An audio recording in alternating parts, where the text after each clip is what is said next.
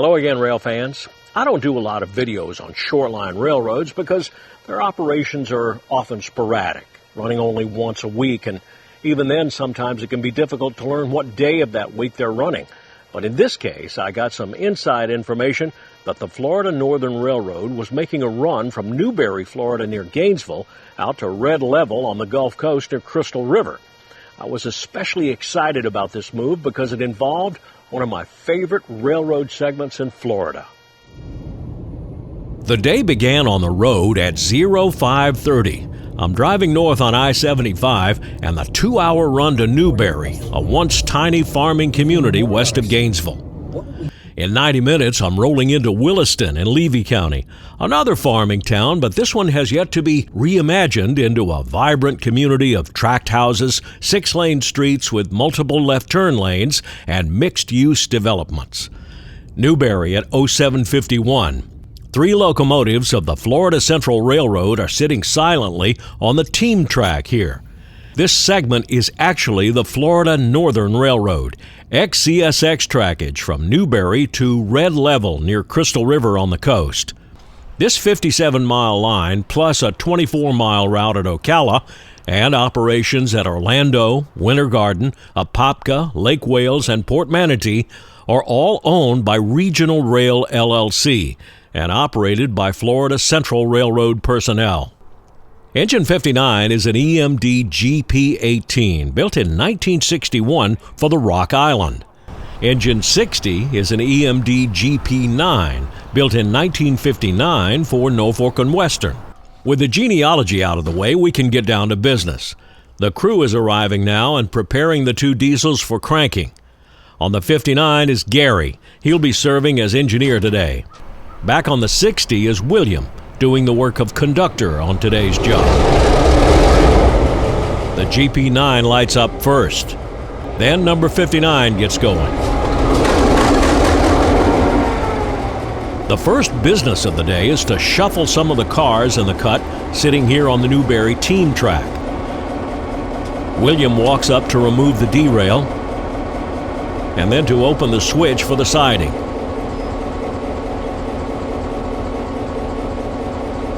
Next, they have to couple up to a 3rd locomotive. This big SD-40-2 was built in 1976 for the Missouri Pacific. It's now in the hands of the Florida Central Railroad. They're not using the SD today, but they can't just sashay around it. Railroading is not a square dance, it's a line dance. So the 4022 must go along for the ride today, at least part way. The railroad slang for that is dead in tow, not running.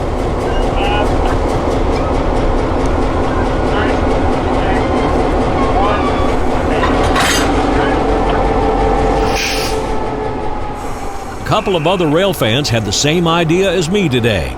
That's Joshua and his dad Eric down from Lake City. 3 cars will come out of the team track. They pull northward and it requires another trip over the crossing.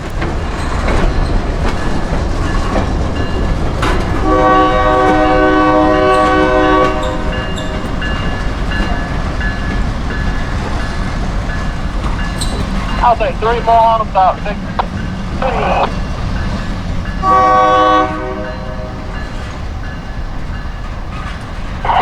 more. Car and a half. Okay, 3 steps. For how the safety.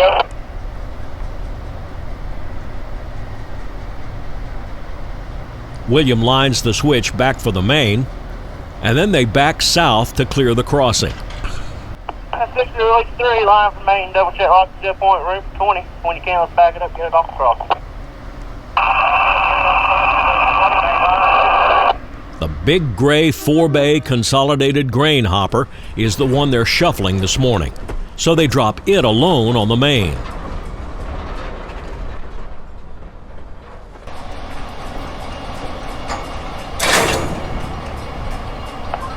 60, you can release that 3 set. When you're ready, take it ahead, go set 1, back over.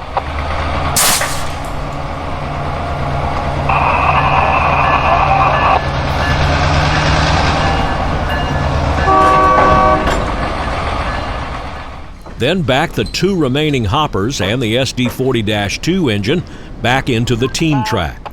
They'll shove that hopper south down into the bottom of this siding, now the CSX interchange track.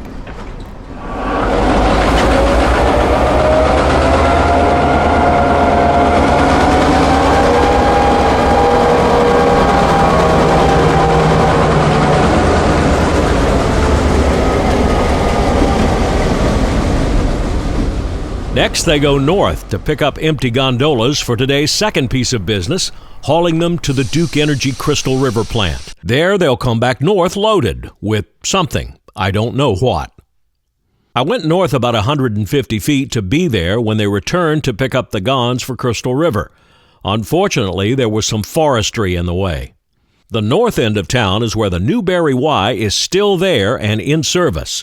You can't tell it today, but Newberry was a busy railroad junction in the 1960s, 70s, and part of the 80s, all Atlantic coastline. We're pointed west here. Behind us is Alachua, Burnett's Lake, and the SAL Brooker sub to Stark. The Burnett's Lake line once continued west to Wilcox, where it joined the ACL Perry Cutoff. To our right is what's left of the AR line to High Springs, Live Oak, and DuPont, Georgia on the Bow line, but that whole segment is gone. To our left is the line we'll be following today, south and west to Williston, Dunellen, and Crystal River. The West Coast subdivision was once part of ACL's busy West Coast freight route that brought traffic off the ACL Bow line at DuPont, Georgia, and then came south to High Springs, Newberry, Dunellen, Inverness, Floral City, Trilby, Owensboro, Dade City, Vitus, and Lakeland. At Vitus Junction, there was a line that branched off and carried some of that traffic to Tampa. This route, mostly jointed rail, carried between 12 and 18 freights daily and had a track speed limit of 49 miles an hour. This is the Newberry defect detector, now out of service. The old SCL-era bungalow is still here, though you can't tell if there's anything still in there. The crew of 59 had just finished their switching and had now departed south from Newberry. I moved south about 18 miles to Williston. We're going to lie down for just a few minutes here at the Williston Atlantic Coastline Depot here on the AR line. As I understand it, the crew needs to put some water in the locomotive in number 60. Because it's showing low on water, so this is where they're going to get it from, so we're going to get that. Now, I can't say for sure that's an old Atlantic Coastline depot. It does not look like one, but it was in service during the Seaboard Coastline days. This photo from the Florida State Archive shows that. The depot is located right on US 27 in Williston. In the team track at Williston sits an old U.S. Army locomotive, EMD SW8 number 2007. It now belongs to the Kirby Family Farm, an educational farm and museum here in Williston with lots of preserved railroad equipment. The large gons behind that Army locomotive are apparently trash haulers and fairly new looking. I could not find out who owns them or where they're going. When I got into Williston, I saw something that in all my years I had never witnessed anywhere. A city crew hanging Christmas decorations on lampposts. It was worth a stop. This was their last ornament of the day on this street. It was really neat to see how light those things are. The guy was holding it with one hand and operating the bucket with the other. After some finagling, he got it seated in its bracket, hooked up the power, tested it, and they were on their way. A Williston City Police unit was providing flash protection for them all morning. Close to noon, 59, 60, and their Florida Northern train roll into Williston, stopping short of the crossing. They'll have to uncouple from their train and leave it north of the roadway so as not to block the crossing while taking on water. They pull to a stop next to the station building, and William gets down to handle the water hose. The process takes about 20 minutes. It's a standard garden hose. You can tell from the air that Williston was at one time a larger railroad yard, likely handling agricultural traffic. Williston was once a major place for growing cucumbers. The AR line may have been a 49-mile-an-hour railroad once upon a time, but no more. It's 10 miles an hour all the way today. It does make chasing a train out here really easy. I had time to shoot them leaving Williston and then say hi to a friend of the channel here, Clayton Drew of Levy County Fire Rescue. Very cool to meet him. On the way south, I learned about another defect detector on the line, this one at Morriston. Another case of the old and the kinda new. The old SCL bungalow is still here, but a newer aluminum house is on the job now, no doubt installed before 2004 when the short line took over from CSX. Train 59 appears, still cruising at 10 mph.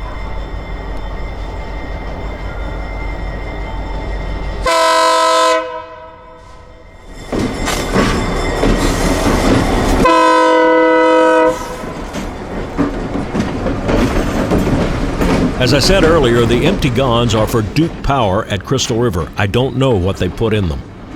This DD doesn't ID as railroad, but it's not skimpy on information. Never heard one give a car count before. Milepost 759.6, speed 10, no defects. Repeat, no defects. Total axles 36, total cars 9er, temperature 76, length 511, detector out. I had hoped to get a shot of him crossing the Atlantic Coastline underpass at State Road 40, just north of Dunellen. But there was no parking close to this thing, so it was a long walk. And it was a weekday after 2:30, and that meant out-of-school traffic. I chickened out, fearing that if I stood here to get him, I would miss him crossing the Withlacoochee River, just a couple of miles south of here. So I got a static shot of the bridge structure and walked back to the truck. It's pretty cool that after what has to be 58 years, the name Atlantic Coastline is still legible on that steel beam, on the east side anyway. I moved on south into Dunellen and lit down at the south end of Blue Run Yard, now just a single track, but enough to handle the business that the Florida Northern has here. A look at that no trespassing sign makes me think Dunellen must have been a wild place back when. Shot up right in the middle of town. In a few minutes, the headlight appeared on the north end, and Conductor William arrived in his truck to register the block. The West Coast sub is divided into 2 yard limits and 2 mainline blocks. And since there is only one train, rules still require records of when that train is in which block, but they allow crews to keep their own records, no dispatcher involved. The register is kept in a small line-side box. William is now registering his train leaving the Williston block and entering the Dunellen block, and the time it did. I moved on south about a quarter mile to the Withlacoochee River. This is a curvy Blackwater River that begins somewhere west of the S-Line around Dade City in Pasco County. The towns Lacoochee, Trilacoochee, Crumacoochee all derive their names from this river. It's a huge attraction for paddlers and fishermen from all over the world. I don't have the genealogy, but I believe this concrete bridge was built in the SCL days of the railroad.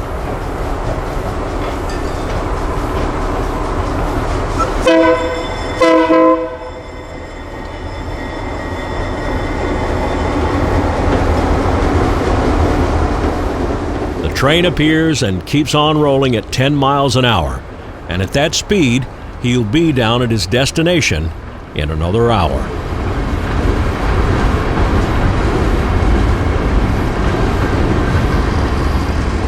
The man on the deck boat passing below pays the train no mind as he heads west toward Lake Rousseau, Inglis Lock, and the Gulf Coast. It was late in the day. I had had no lunch, so I went back into downtown Dunellen on Pennsylvania Avenue.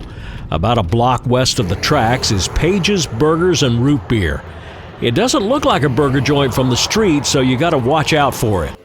Inside, they have real people who take your order. No kiosks or mobile apps here. I got a single cheeseburger with fries and an iced tea. I regret not having the root beer. I don't know what I was thinking. The place is called Page's Root Beer, for Pete's sake. Really good. Just what you'd expect from a hometown fast food burger place. A couple of notches better than the chains. Mine was $13.10 out the door, and I'll be back next time I'm through Dunellen. I broke off the chase in Dunellen because it was getting late and I was facing rush hour traffic in Tampa. Plus, US 19 is as far as you can really go on this line. It's Duke Power property west of there, and I've learned that it's not a great idea to go shooting pictures near any power plant without permission. Now, also, some of you may be wondering what a team track is. Well, it's a track subject to use by the general public that can be accessed by trucks.